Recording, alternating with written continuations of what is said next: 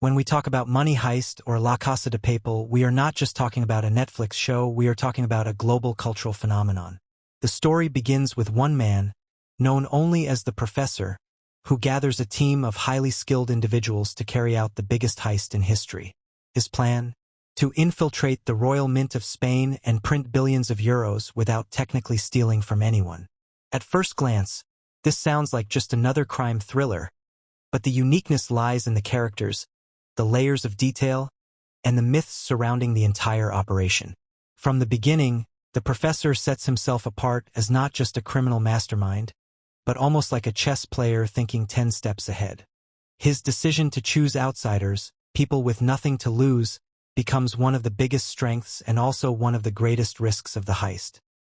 Characters like Tokyo, who narrates much of the story, immediately break the stereotype of a typical action character. She is reckless, emotional, and flawed, which makes her real and relatable. Myths began to spread that Tokyo was actually inspired by the show's creator himself, but the truth is, she was crafted to be the audience's eyes.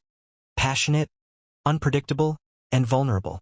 The Royal Mint itself becomes more than just a setting. Many fans believe that filming actually took place inside the real Mint of Spain, but in fact, all the Mint interiors were carefully recreated in sets. The exterior shots of the Spanish National Research Council were used to make viewers believe it was the Mint. This is where fact and myth blur. The show was so convincing that many viewers were tricked into thinking the production had special permission to use official government facilities. Another myth is about the red jumpsuits and Salvador Dalí masks. People thought these were taken from real political movements or existing rebellions. In truth, the red jumpsuit was chosen for its universal symbolism. Red represents resistance, danger, and passion. And the Dalí mask was selected because Salvador Dalí himself was seen as a symbol of rebellion against the establishment. Over time, these props moved beyond fiction and were adopted by real-life protest movements around the world. What began as a costume became a symbol of resistance in countries like Chile, France, and even the Middle East. The plan of the Professor to print money instead of stealing already existing funds sparked debates globally. Was this really a crime? Fans questioned, is it theft if no one loses their savings? Economists quickly pointed out that printing money without control creates inflation, devalues currency, and causes long-term economic damage. So while the Professor's idea looked clever and noble, in reality, the consequences would have been catastrophic for Spain's economy. This is where Money Heist blurred the lines between morality and legality, leaving audiences questioning what is right and what is wrong. As the heist unfolds, the brilliance of the Professor's planning is constantly tested by something he couldn't fully predict: human nature. The group of robbers may all wear the same red jumpsuit and Dalí mask, but behind the disguises, they are each carrying personal baggage, emotions, and conflicts that threaten the entire operation.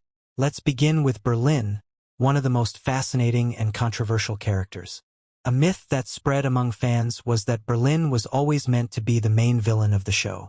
In reality, he was created as a morally complex antihero, charismatic yet cruel, brilliant yet selfish.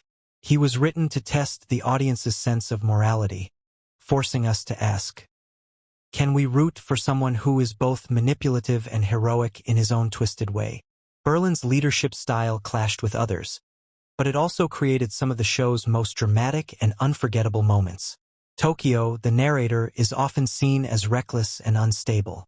Some fans even believe that she was inspired by Natalie Portman's character in Lyon, the professional, because of her impulsive and fiery nature. While the creators denied direct inspiration, the similarities are undeniable. Tokyo serves as both the heart and chaos of the group, a character who often makes mistakes but also reminds us of the human cost of the heist. Then there's Nairobi, who quickly became a fan favorite. Many people mythologized her character as a symbol of justice and fairness, even seeing her as the mother of the group. Her iconic line, "Let the matriarchy begin," became a rallying cry, but the truth is that her strength came from her personal struggles. Nairobi's background in counterfeiting gave her practical skills, but her emotional core came from her love for her son, which made her one of the most grounded and human characters of all. Denver, with his unmistakable laugh, was another source of myths. Fans speculated that the actor exaggerated the laugh only once as a joke, and the director liked it so much that it became a permanent part of the character. This rumor is actually true. Denver's laugh was never in the script. It was improvised and turned into one of the most recognizable traits in the series. Beyond the characters, the relationships in the group became both strengths and weaknesses. The romance between Tokyo and Rio divided fans. Some believed it was unnecessary drama, while others saw it as the heart of the human struggle within the chaos. The truth is, this relationship symbolized vulnerability. The professor may have designed the perfect plan, but he couldn't control love, jealousy, or heartbreak. This is what made the show feel real. The tension didn't just come from police negotiations or time running out, but from the emotions boiling inside the Mint's walls. Outside the Mint, the professor's own story added another layer of complexity. His relationship with Inspector Raquel Murillo blurred the lines between police and criminal. Myths spread that she was originally written as a secondary character, but after audiences responded strongly, her role was expanded to become essential. Their romance became a central thread of the entire series, turning what began as a battle of wits into a love story that shaped the fate of the heist. As the heist story reaches its climax, the central theme of Money Heist becomes clearer. This was never just about stealing money.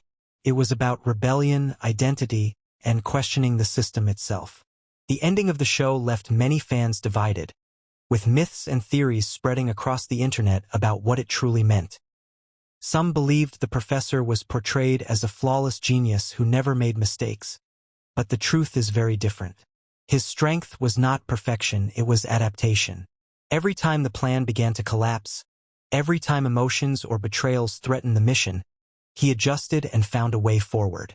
The professor's true genius lay in his resilience and his ability to see opportunity even in failure.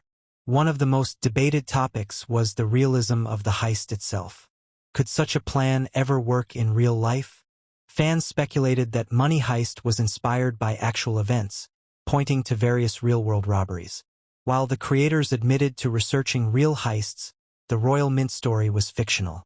In reality, pulling off something on this scale, printing money without anyone noticing, or escaping under global police surveillance would be nearly impossible. Experts noted that the Spanish government would have cut off utilities, sealed every exit, and deployed military force much sooner. The truth is, the show exaggerated the possibilities for dramatic effect, but it grounded them just enough in reality to make audiences believe.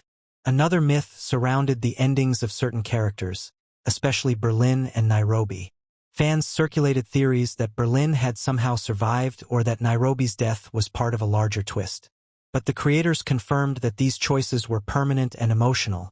They wanted to remind viewers that the heist was not without sacrifice. In this way, the show elevated itself above typical action dramas, showing that even beloved characters could face tragic consequences. The cultural impact of Money Heist cannot be overstated. The red jumpsuit and Dalí mask became global symbols of rebellion. From protests in Latin America to student movements in Europe, people used these symbols to represent resistance against political corruption and economic inequality. What started as a fictional costume grew into a real-world movement, proving the power of storytelling to influence culture. The ending of the final heist also carried layers of symbolism. Fans mythologized that the gold in the Bank of Spain was just a metaphor. And while that is an overstatement, it's true that the gold served as a symbol of power, control, and illusion. The professor's real victory was not in stealing gold or printing money. It was in exposing how fragile the systems of authority can be when challenged. The truth behind Money Heist is that it succeeded not because of flawless action or complicated plans, but because of its emotional depth, its symbolism, and its connection to real human struggles. It told a story of outsiders standing against the system, of love and loyalty under impossible pressure, and of myths that felt so real they blurred into facts. By the time the series ended, audiences realized that the greatest heist wasn't about money at all. It was about stealing people's hearts, uniting them with a symbol of rebellion, and leaving a legacy far greater than gold. The professor's plan may have been fiction, but the movement it inspired was very real. and that is the ultimate myth and fact behind Money Heist.